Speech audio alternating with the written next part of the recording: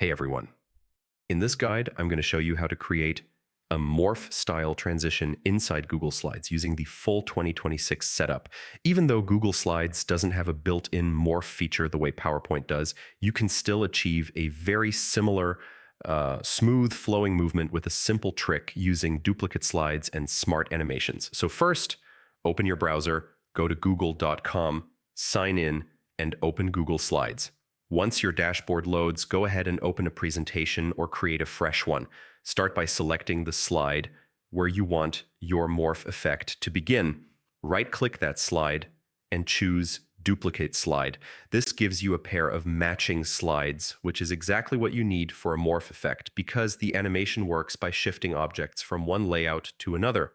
On the second slide, click the object you want to animate, maybe a shape, an image, or a block of text.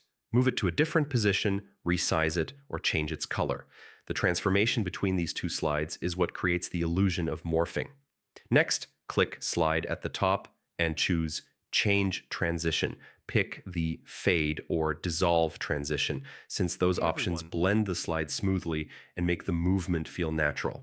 After that, select your object again and open the Animate panel. Choose an animation like Move In or Fade In and adjust the speed. If you set it to a slower, smoother timing, it will look much closer to a real morph effect.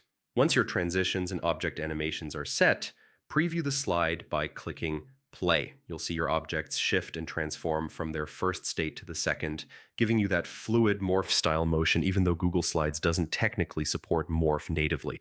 And that's it. That's how to create a morph-style transition in Google Slides using the 2026 method.